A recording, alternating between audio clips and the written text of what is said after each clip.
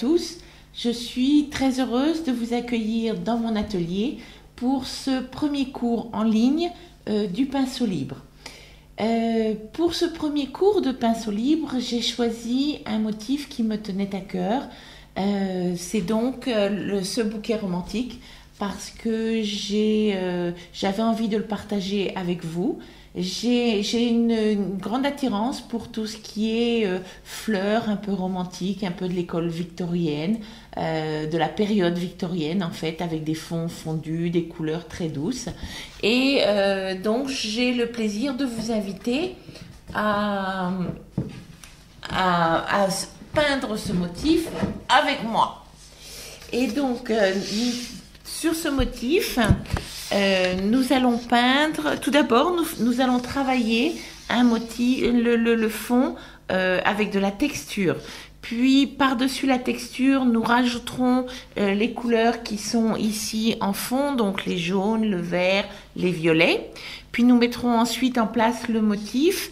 Nous peindrons le panier, le petit napperon, puis nous commencerons à établir le bouquet avec le lilas tout d'abord en fond, les feuilles et en tout dernier les pensées qui sont aussi parmi mes fleurs favorites avec les lilas. Alors vous allez me dire, c'est des fleurs c'est des pensées que vous avez encore jamais vues. Moi non plus, c'est des pensées à l'Aveyron. Vous pourrez en changer les couleurs si vous le décidez. Ce sera votre libre choix. Pour faire ce motif, j'ai essayé d'utiliser une palette relativement restreinte pour que vous n'ayez pas à utiliser trop de couleurs. Tous les mauves sont fabriqués à partir de rouge et de bleu. Il y aura certains bruns. Et c'est à peu près tout. Pour donner un petit peu de légèreté au motif, j'ai rajouté un petit papillon. Comme vous vous en doutez, j'aime les papillons. Et voilà. Alors, il faut que vous sachiez que ce motif est tout à fait possible à peindre aussi bien pour les débutantes que pour les intermédiaires. Si vous suivez bien mes explications, pas à pas, le long des vidéos de démonstration, vous aurez certainement plus de 3 heures de vidéos de démonstration. Je fais très souvent des gros plans, je montre comment je charge mon pinceau. S'il y a quelque chose qui n'est pas clair, vous pouvez toujours me téléphoner, je suis à votre disposition pour essayer de vous aider. Et donc, normalement, si vous suivez bien mes explications, il n'y a pas de difficulté. C'est un motif qui a l'air très impressionnant parce qu'on fait beaucoup de surcouches, mais il n'est absolument pas difficile. Et après ça, vous pourrez aussi le reporter sur différentes surfaces. Vous voyez, moi, je l'ai commencé aussi sur une bouillotte en faisant une composition un peu différente, mais j'ai repris le motif essentiel. Qu'est-ce que j'ai encore fait? J'ai travaillé le pourtour avec une sorte de faux fini avec de l'alcool pour lui donner un peu d'élégance et pour mettre en valeur le motif. J'ai eu grand plaisir à le peindre. J'espère que vous partagerez ce plaisir avec moi et que vous aurez envie d'en peindre d'autres encore dans le futur. En tout cas, je suis très heureuse de partager avec vous ce premier cours qui me tient très à cœur du libre pinceau. Et donc maintenant, à vos pinceaux et on va s'y mettre. Lorsque j'ai décidé de peindre ce motif, ce bouquet romantique, j'avais plusieurs surfaces à la maison. Et puis mon dévolu est tombé sur cette pièce que j'aime particulièrement, que j'ai déjà utilisée pour la mésange bleue. Et parce que je trouve qu'il a beaucoup d'élégance et que quand on peint le pourtour autour d'un motif central, on peut vraiment mettre en valeur l'intérieur la composition centrale. Mais si vous ne trouvez pas ce genre, bon, personnellement, moi je l'ai trouvé chez Arrêt Cadeau, qui l'ont découpé spécialement pour moi. Donc pour celles qui sont en France, vous pourrez le commander chez eux. Ou alors pour celles qui sont au Québec ou en Belgique ou en Suisse et qui veulent peindre ce motif avec moi, vous pouvez aussi le peindre sur un plateau ou sur une toile ou encore tout simplement il existe des plaques ovales et puis après ça vous mettrez le pourtour que vous désirez autour. Nous allons passer maintenant à la première étape qui est celle de l'isolation et l'imperméabilisation du bois. Pour imperméabiliser, je vais utiliser un produit de la gamme c'est pas celui-là, un produit de la gamme Jensen Art qui est ce qu'on appelle un multi-surface sealer ou scellant multi-surface. L'avantage de ce produit, c'est que lorsqu'il sèche, il devient très très dur et il convient parfaitement au bois, au métal aussi et à diverses surfaces qui sont trop lisses pour qu'on puisse peindre dessus. Vous pouvez aussi l'utiliser pour la terre cuite, les tuiles, enfin une large gamme de surfaces. Pourquoi est-ce que je vais imperméabiliser ma surface? Parce que bien que beaucoup de personnes disent c'est pas nécessaire d'imperméabiliser le médium est tout de même un agglomérat de bois et donc c'est une surface qui absorbe. Or nous allons utiliser beaucoup d'extenders pendant la décoration et l'extender va imprégner la peinture et risque donc de passer à travers la peinture vers la surface en bois. Or la peinture contient et l'extender c'est un liquide, il risque de faire gonfler le bois et je trouve que ça serait dommage parce qu'on a voulu économiser un peu de temps et un peu de produit d'abîmer ce qu'on va peindre. Donc de toute manière, quelle que soit ma surface en bois, je mets toujours une couche de multi-surface sealer pour imperméabiliser ma surface. Pour ce faire, je vais prendre mon papier palette, mettre du produit, humidifier légèrement mon pinceau, mais vraiment légèrement, je ne veux pas que mon pinceau soit trempé, et je vais prendre un peu de produit. Puis je commence à étaler mon produit en partant du centre de ma surface vers l'extérieur. Alors pourquoi du centre? Parce que lorsque je viens avec mon pinceau chargé, comme c'est le cas là maintenant, si je me mets sur les bords, je risque d'avoir des bourrelets. Et le produit, lorsqu'il sèche, va faire des bourrelets très épais et très laids et qui seront pratiquement impossibles à poncer parce que ce produit en séchant devient vraiment très très dur. Donc je vais étaler mon sealer sur toute ma surface, toujours en commençant par le centre. Que ce soit le centre ici ou le centre ici sur les côtés, je commence ici, puis ensuite je tire mon produit vers les côtés pour éviter les bourrelets. Comme ça, je décharge bien mon pinceau et je suis sûre de ne pas avoir d'épaisseur. Donc je vous laisse faire, je termine le mien et on va se retrouver dans quelques secondes. Lorsque j'ai terminé d'étaler mon produit, je l'ai bien séché avec un sèche-cheveux, puis ensuite j'ai légèrement poncé, parce que c'est un médium de bonne qualité, donc il n'était pas nécessaire de beaucoup poncer. En tout cas, surtout ici et ici, puisqu'ici c'est du hêtre.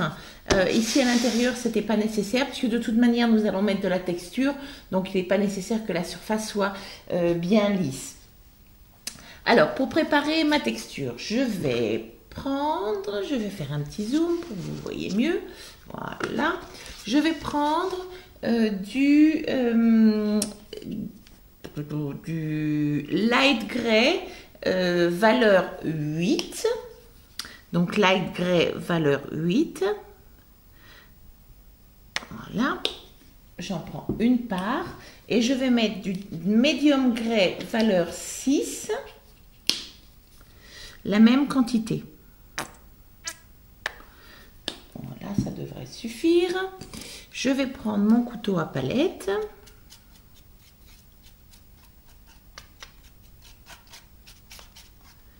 Et mélanger pour obtenir, puisque j'ai mélangé une valeur 6 et une valeur 8, je vais obtenir une valeur 7. Voilà. Et à cette quantité, à cette part de peinture, je vais rajouter la même part, la même quantité de médium de texture. Ce médium de texture est un médium très épais qui a pour but de donner du corps et de la texture à la peinture quand on veut faire des fonds texturés ou quand on veut faire des fleurs texturées ou encore des effets de texture tout simplement. C'est un médium qui épaissit la peinture d'à peu près 50% et qui, en séchant, devient très dur et sur lequel on peut peindre sans problème. Donc, je vais prendre mon médium et je vais rajouter à peu près la même quantité de produit en espérant que j'ai vu suffisamment grand. Voilà, je mélange bien. J'adore me touiller la peinture. Remarquez, j'adore touiller la cuisine aussi. Hein. Voilà. Et donc, je mélange bien pour que mon mélange soit bien homogène. Et je pense que j'en ai pas fait suffisamment. J'en referai ultérieurement, c'est pas un problème. Ok, je vais mettre ça de côté. Et puis maintenant, avec mon couteau palette, je vais faire un moins gros blanc. Je vais prélever de la peinture et commencer encore vers le centre et tirer ma peinture vers les côtés. Alors attention quand même, si vous êtes sur les côtés, de ne pas en mettre trop. Parce qu'après ça, ça ne sera pas trop joli. Il faudra nettoyer un petit peu. Je ne cherche pas à avoir des montagnes russes, je cherche juste à avoir un petit peu de texture sur ma surface. Hein. Donc, je ne sais pas si vous arrivez à le voir. Quand je prélève ma peinture, mon produit, je commence vers le centre. Je vais descendre un peu et je tire vers les côtés. Alors, comme j'ai fait tout à l'heure, faites attention quand vous arrivez là sur les côtés pour ne pas donner trop d'épaisseur et que ça ne soit pas joli. Et qu'on ait des gros bourrelets. Voilà.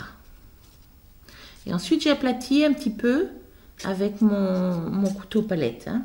Je veux avoir de la texture, mais je ne veux pas avoir de montagne russe. Hein. Souvenez-vous, c'est... ça doit être légèrement bombé. Je vais vous le remontrer, que vous le voyez bien. Ok? Et donc, je vais faire comme ça tout l'intérieur de mon insert. Puis ensuite, je sécherai. Et alors, quand je vais sécher au sèche-cheveux, parce que c'est quand même relativement épais, je vais sécher en évitant de mettre mon sèche-cheveux trop près. Parce que ça va cuire la peinture, ça risque de la faire cloquer, ce qui ne sera pas joli, c'est pas ce qu'on cherche à avoir. Mais je vais rester à peu près à 20-30 cm au-dessus de ma surface et passer tranquillement mon sèche-cheveux jusqu'à ce que ce soit bien sec. Ou si vous avez le temps, vous pouvez le laisser sécher tranquillement la nuit et continuer avec moi demain matin. Donc, je vous souhaite bonne nuit et à tout à l'heure. J'ai bien séché ma surface. Et donc maintenant, j'essaie de voir si vous pouvez arriver à voir ma petite texture. Hein, donc, elle n'est pas trop épaisse. Je veux juste avoir un petit peu de texture parce que je trouve que c'est très agréable de travailler sur la texture. Bien, maintenant, nous allons passer aux couleurs. Donc, je vous conseille de préparer vos couleurs à l'avance et d'utiliser une boîte de conservation de peinture. Une boîte de conservation de peinture, c'est ça. C'est une boîte qui est relativement plate et qui permet de conserver la peinture très longtemps. Je ne sais pas si vous savez utiliser une boîte de conservation de peinture, une palette humide. Pardon, donc je vais vous le montrer.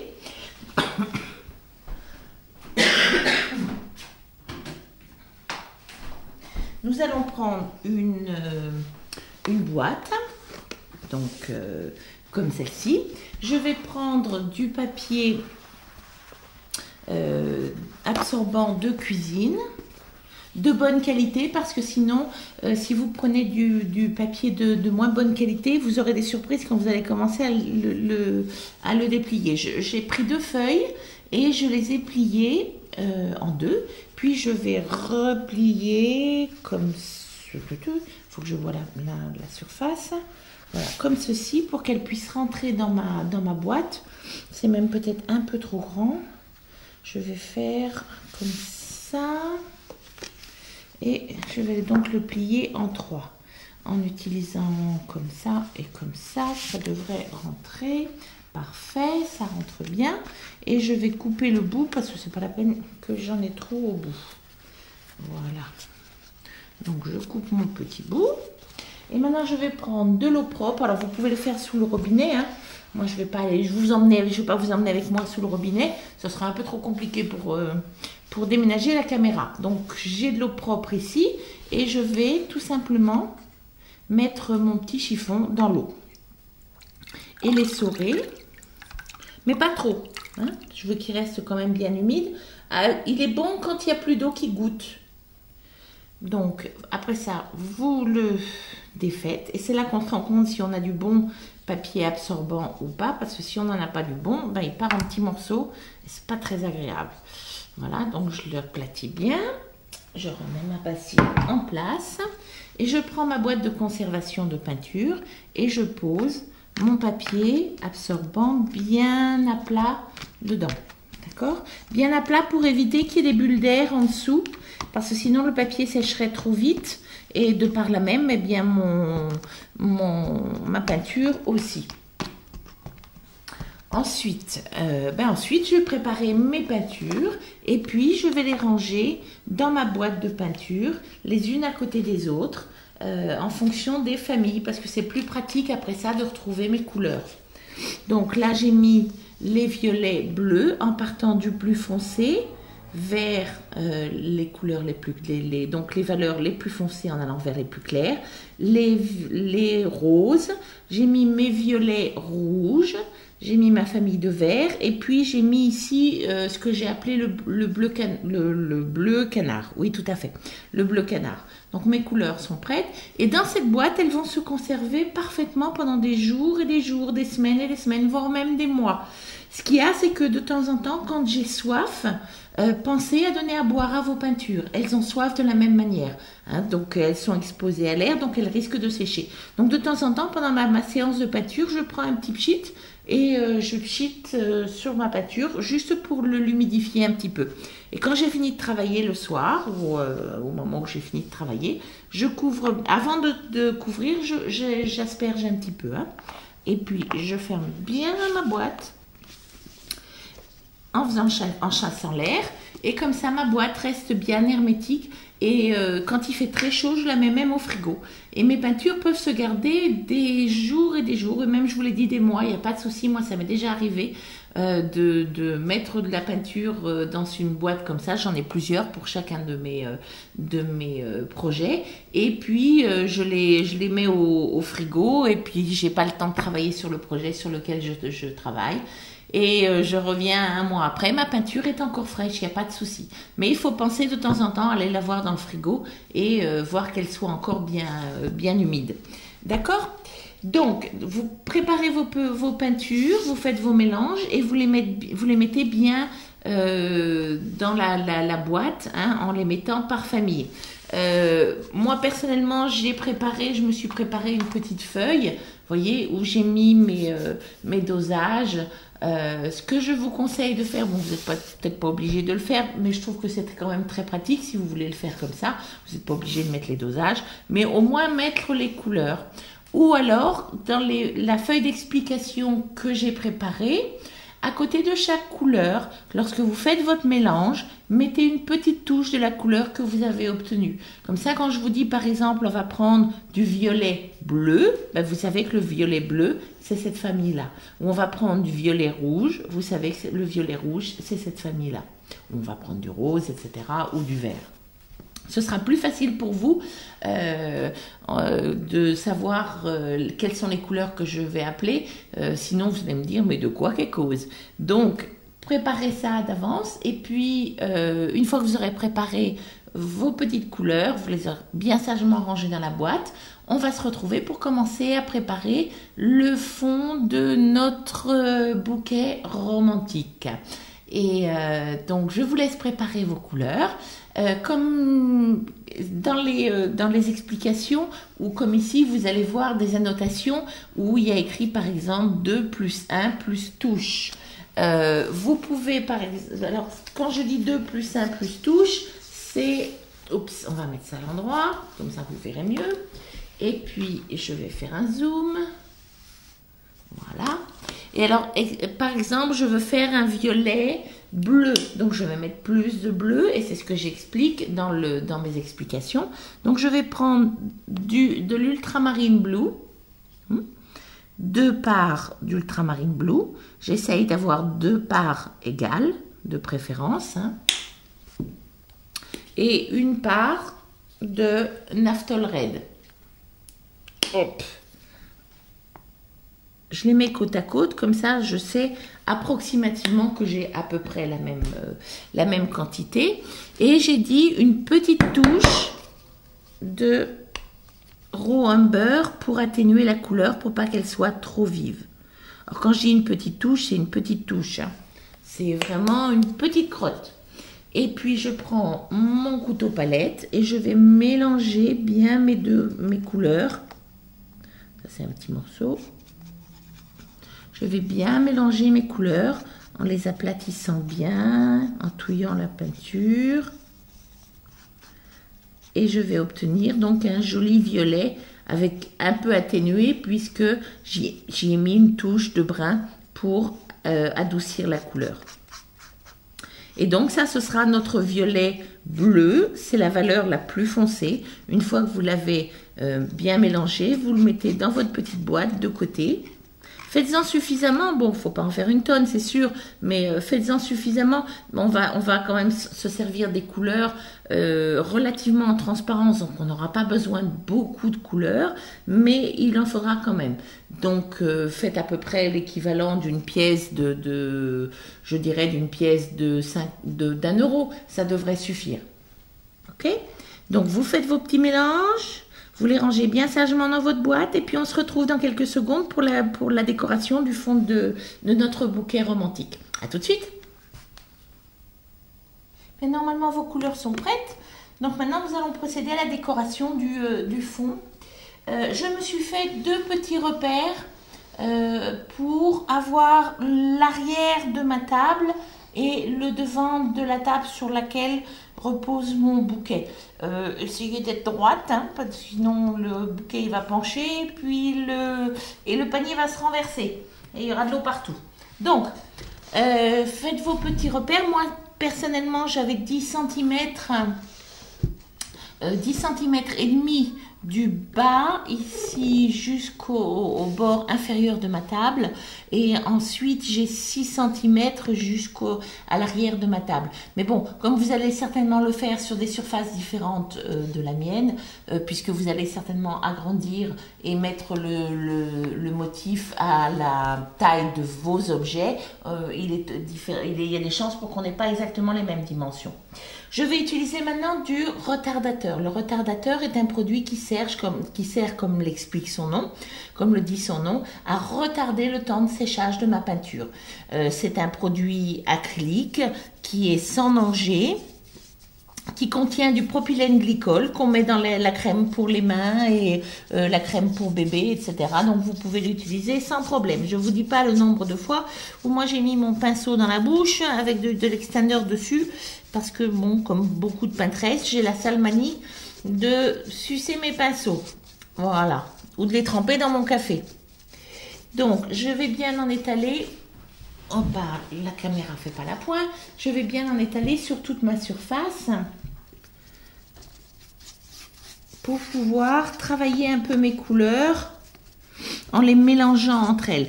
si on met pas d'extender, il faut être quand même beaucoup plus rapide qu'avec l'extender, parce que l'avantage de l'extender, c'est qu'on peut jouer avec les couleurs, les touiller entre elles, corriger, etc. Alors que si on travaille uniquement avec de l'eau, il faut être beaucoup plus rapide, parce que le gros avantage et le gros inconvénient de la peinture acrylique, c'est qu'elle sèche vite.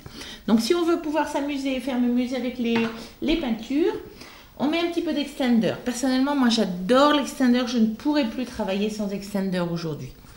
Et puis, comme vous allez le voir, ma surface est quand même très brillante, ce qui veut dire que j'ai trop d'extender.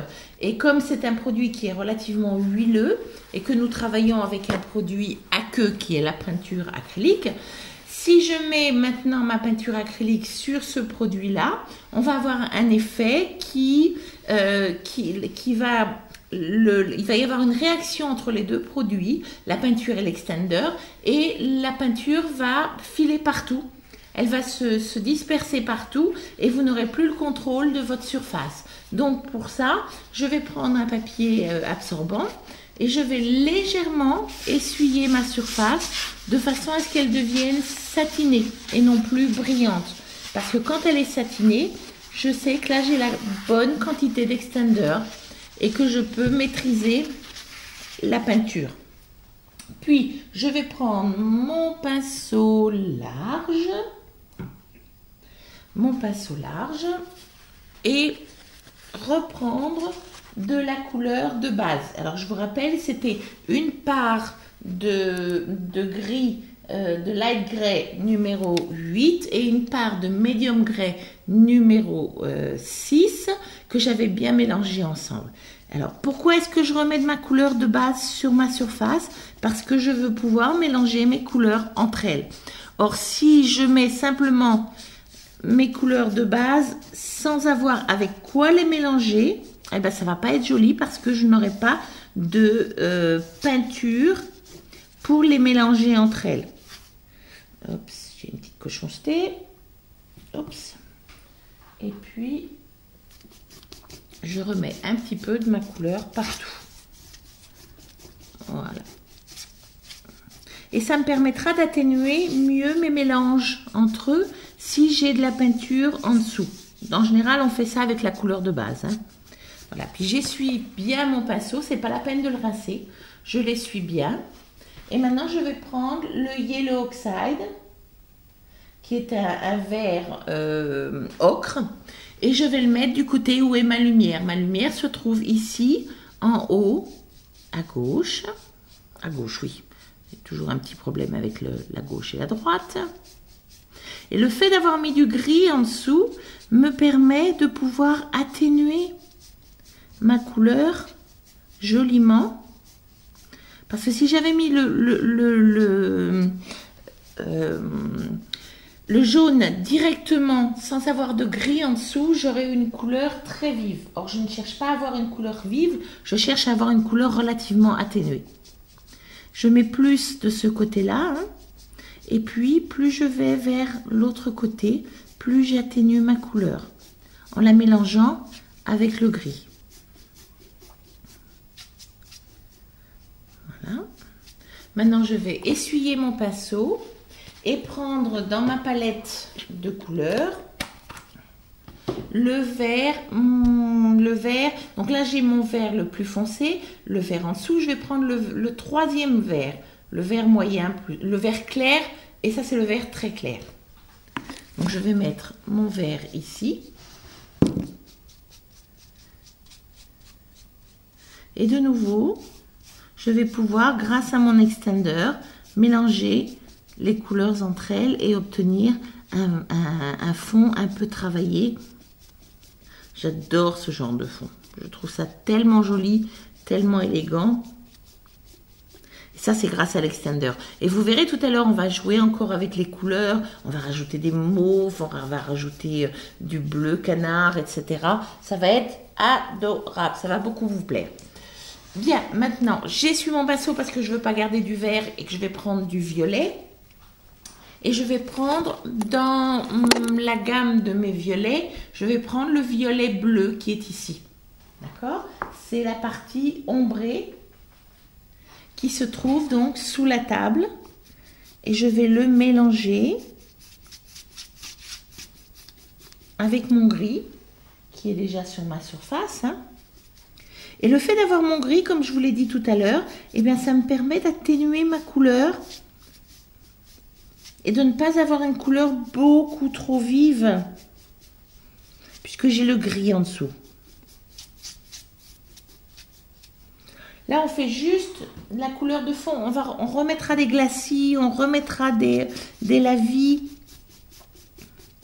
Donc, ne vous inquiétez pas, ne cherchez pas à voir le résultat final. Là, ce qu'on cherche à avoir, c'est juste un joli fond bien travaillé.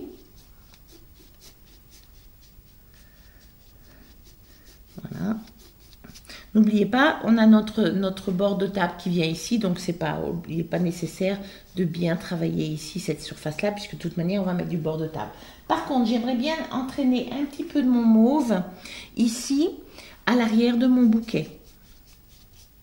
Donc, je vais prendre du mauve et je vais le monter un petit peu dans mon verre. De nouveau, en mélangeant mes couleurs entre elles.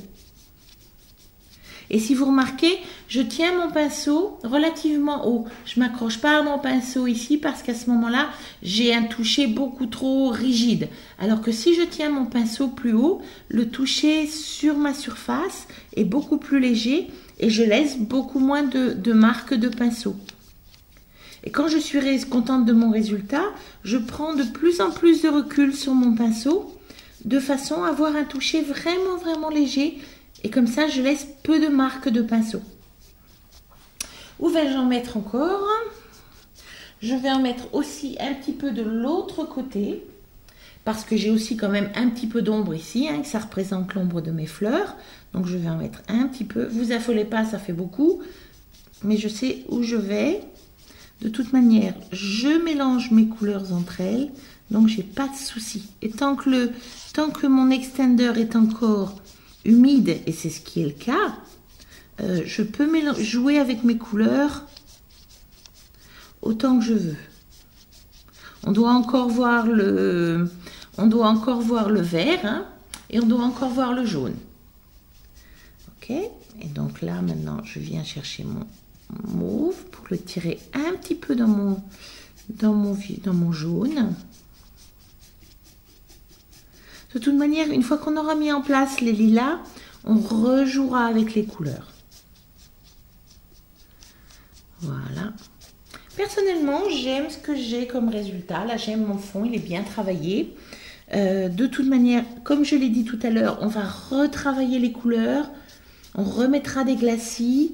Donc, si ce n'est pas assez foncé à votre goût, hein, parce que regardez, par rapport à celui-là, une fois terminé, vous voyez, on remettra encore du mauve ici, on en remettra encore sous la tablette, on en mettra ici, là derrière les lilas, et certainement encore aux alentours. D'accord? Donc, là, on ne cherche pas à avoir le résultat final, on met juste en place quelques couleurs pour déjà délimiter un peu nos ombres. Voilà, dès que vous atteignez le résultat escompté, celui qui vous plaît, hein, vous rincez votre pinceau, vous séchez bien votre surface avec le sèche-cheveux. Et je rappelle que pour que ce soit bien sec, il faut prendre du recul avec votre sèche-cheveux. Hein. Donc ne le mettez pas directement sur la surface parce qu'en bougeant, on risque de donner des coups et d'abîmer la surface. On prend à peu près 20 cm de recul, 20-25 cm de recul. On passe doucement sur la surface. Tant qu'elle est brillante, comme c'est le cas là maintenant, elle est humide. D'accord? Il faut que votre surface soit bien sèche, qu'elle ne brille plus pour être sûr qu'elle soit bien sèche. Parce que après, si on va remettre de l'extender par-dessus, on va réactiver la couleur et on risque de la soulever et donc de perdre tout ce qu'on vient de faire. Donc bien séché. Et puis après ça, nous décalquerons notre motif et nous commencerons à peindre le petit napperon qui se trouve sous le panier pour pouvoir peindre ensuite le panier. Donc je sèche et je vous retrouve.